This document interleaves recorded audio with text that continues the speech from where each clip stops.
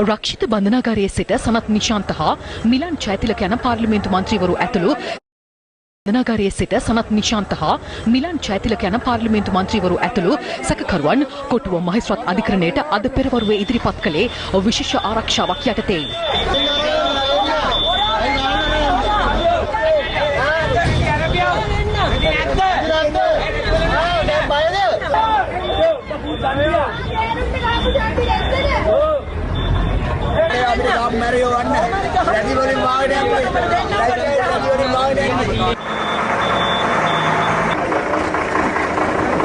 තුන් 1000කට වඩා වැඩි පිරිසක් මේ වෙද්දි මේ අරගලේ ආරක්ෂා කරන්න ආපු පිරිස අත්අඩංගුවට අරගෙන තියෙනවා. නම් 22ක් ඉදිරිපත් කළා තිබුණා. ඒකෙන් 8 දෙනයි තාම අඩුම තරමේ අත්අඩංගුවට අරන් තියෙන්නේ. කොතනද මෙතන නීතියේ තියෙන සාධාරණකෝ යුක්තියකෝ හඳුනාගැනීමේ පෙරට්ටුවකට අවශ්‍ය බව කියමින් පිරිසකට අධිකරණ භූමියට පිවිසීමට ඉඩ දීම සම්බන්ධයෙන්ද මෙහිදී විරෝධය පළ වුණා.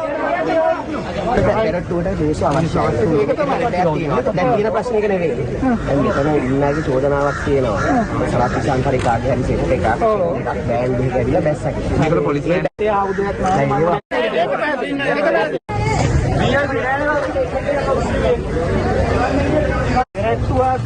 අනතුරුව අවශ්‍යද නැද්ද කියලා දැන් පණිවිඩයක් දෙන්නකෝ මිනිස්සු අවශ්‍යද කියලා. ඒක අහලා තීරණයක් ගමු. එතකම වෙන මොන පැත්තේ ඉන්නත් එවන්නේ. අනතුරුව අධිකරණ නිලධාරියෙක් පැමිණ දැනුම් දුන්නේ ඔවුන් හඳුනා ගැනීමේ පෙරට්ටුවකට කැඳවා ඇති බවයි. නමුත් එහි සිටි සියලු දෙනා හඳුනා ගැනීමේ පෙරට්ටුවට අවශ්‍ය නොවන බව දැනගැනීමෙන් පසුව නැවත උණුසුම් තත්වයක් ඇති වුණා.